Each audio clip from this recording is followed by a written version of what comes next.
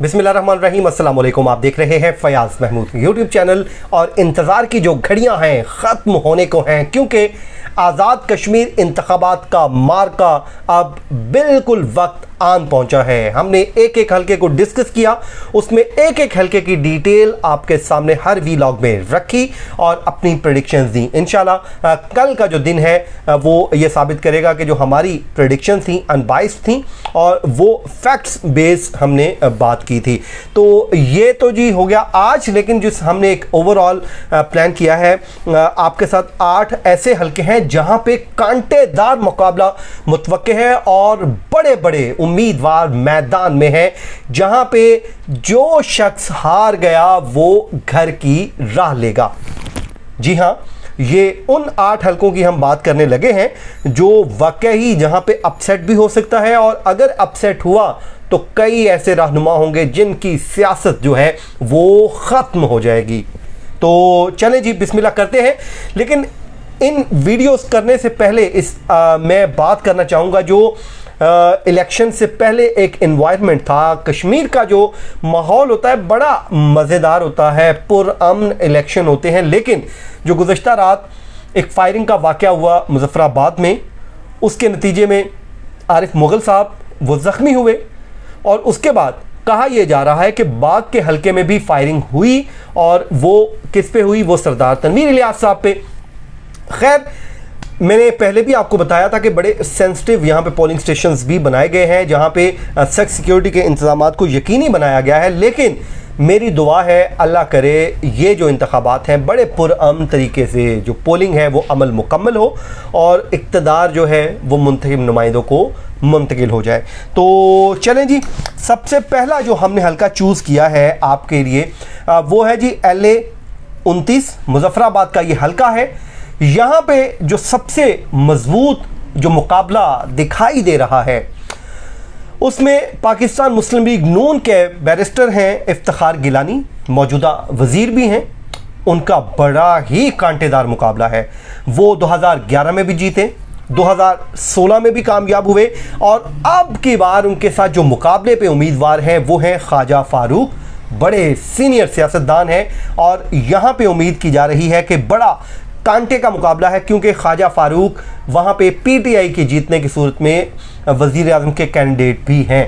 तो यहाँ पे आपने तवज्जो रखनी है कि ये जो हल्का है बड़ा मुस्तकबिल का फ़ैसला करेगा। अगर ख्वाजा फारूक हार जाते हैं तो समझें प्राइम मिनिस्टरशिप की दौड़ से ये बाहर हो जाएंगे, तो PTI को फिर अपना नया कैंडिडेट लाना पड़ेगा। तो इसलिए बड़ा इंपॉर्टेंट हल्का है। आगे आए जी, हल्का LA 31 है मुज़फ़्फ़राबाद।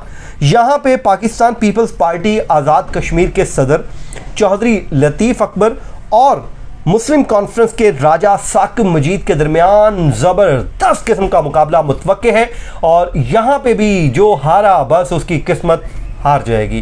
तो आगे आए जी, हल्का LA 32।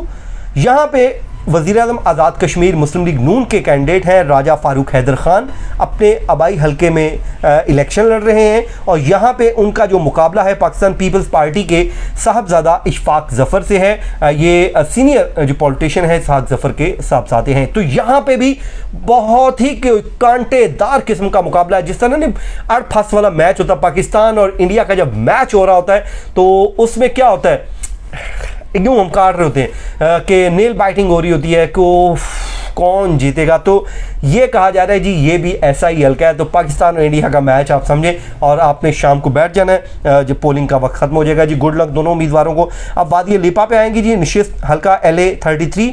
यहाँ पे राजा फ़ारूक हैदर हैं। यहाँ पे फिर इस हल्के में भी वो इंतखाबात में हिस्सा ले रहे हैं, और उनके मुकाबले में पाकिस्तान तहरीक इंसाफ के दीवान अली चुगताई। बहुत ज़बरदस्त मुकाबला है जी। ये भी हमने इस पर बड़ी डिटेल्स में वीडियो की हुई है, और इनसे मुतालिक भी कहा जा रहा है कि इत्थे भी कोई प्रेडिक्शन करना मुमकिन नहीं है कि कौन जीतेगा और कौन हारेगा। लेकिन यहाँ पे जो रफ़ाकत अवान साहब को राजा फ़ारूक हैदर साहब ने राज़ी कर लिया है, उनको मना लिया और उठे हुए को, तो उससे फ़ायदा ये हुआ कि मुस्लिम कॉन्फ्रेंस के जो उम्मीदवार हैं वो इनके हक़ में बैठ गए हैं।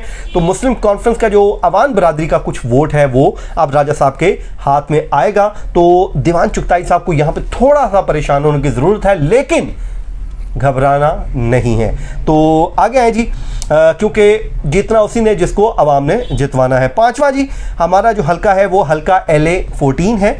यहाँ पे साबिक वज़ीर-ए-आज़म आज़ाद कश्मीर और मुस्लिम कॉन्फ्रेंस के कायद सरदार अतीक खान इलेक्शन में हिस्सा ले रहे हैं। और इस हल्के LA 14 में पाकिस्तान तहरीक इंसाफ के उम्मीदवार मेजर रिटायर्ड लतीफ़ खलीक, उनके माबैन सख्त किस्म का कोई मुकाबला है और मुझे इस मुकाबले का बड़ा इंतज़ार है कि जैसे ही ये मुकाबला हो और इसके नताइज आए तो सबसे पहले मैं इंतज़ार करूँगा कि इस हल्के के नताइज आने चाहिए ताकि मालूम हो सके कि केड़ा किसनों गिरांदा है। तो आगे आए जी, हल्का LA 15। यहाँ पे जी हमारे पेटी भाई आप समझ लें, जो पहले रहे मुश्ताक मिनाज साहब सहाफ़ी थे, अब तो खैर सियासतदान है, वो सहाफ़त को खैराबाद कह चुके हैं, वो इंतखाबात में हिस्सा ले रहे हैं।